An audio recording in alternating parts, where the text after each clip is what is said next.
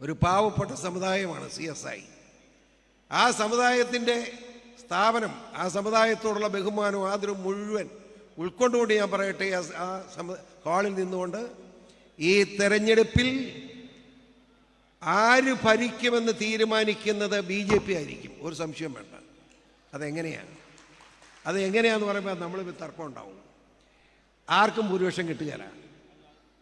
നമുക്ക് ഒരു എത്ര സീറ്റ് കിട്ടും? ഞാൻ നമ്മുടെ ശക്തി കേന്ദ്ര യോഗങ്ങളിലൊക്കെ പറഞ്ഞതാണ്, നിങ്ങൾക്കൊക്കെ അറിയാം. മിനിമം 15 സീറ്റ് കിട്ടുമെന്ന് ആർക്കും തർക്കമില്ലല്ലോ. 15 സമ്മതിച്ചു. സാഗക്ക് എത്ര കിട്ടും? 60. 60 75, ബാക്കി 65 UDF. അപ്പോൾ എങ്ങനെ ഭരണമുണ്ടാവും? നമ്മൾ LDFനും UDFനും പിന്തുണ കൊടുക്കുന്ന പ്രശ്നമില്ല. രണ്ടും കാട്ടുകള്ളന്മാരാണ്.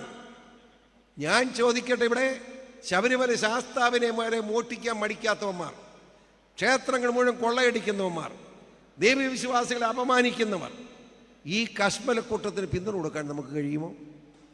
എങ്ങനെ പിന്തുണ കൊടുക്കാൻ കഴിയും? നമ്മൾ പിന്തുണ കൊടുക്കില്ല. അപ്പോഴാണ് ഒരു നല്ല കാര്യം സംഭവിക്കാൻ പോകുന്നത്.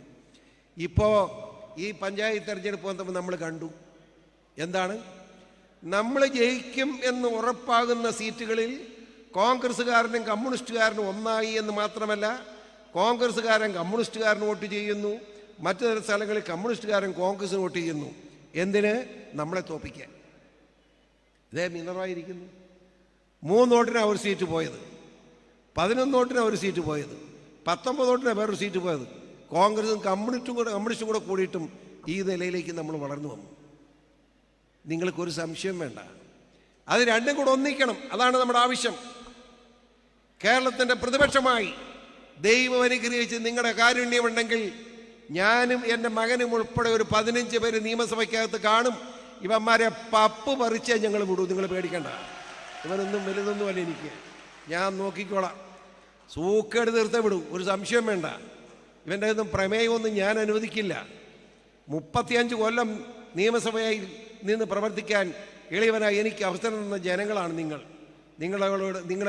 നിങ്ങളെ വിട്ടിട്ടൊന്നും പോകാൻ എന്നെക്കൊണ്ട് പറ്റില്ല. അതുകൊണ്ട് പറയുക, ഒരു സംശയം വേണ്ട, അങ്ങ് ഭരിക്കട്ടെ. 2029 വീണ്ടും തെരഞ്ഞെടുപ്പ് വരാൻ പോവുകയാണ്. കേന്ദ്രം പ്രഖ്യാപിച്ചിട്ടുള്ളതാണ്. ആ 2029 ഇലക്ഷൻ നടക്കുമ്പോൾ 3 കൊല്ലം പ്രതിപക്ഷത്തിരിക്കുന്ന BJP ഒരു സംശയമില്ല 29 തെരഞ്ഞെടുപ്പിൽ താമര ചിഹ്നത്തിൽ മത്സരിക്കുന്ന BJPയുടെ നേതാവ് മുഖ്യമന്ത്രി കസേരയിലുണ്ടാവും. ധൈര്യമായിട്ടിരുന്നു, ഒരു സംശയമില്ല. അങ്ങനെ മുഖ്യമന്ത്രി കസേരയിലിരിക്കുന്ന ആ BJPയുടെ പ്രിയങ്കരനായ നേതാവിനെ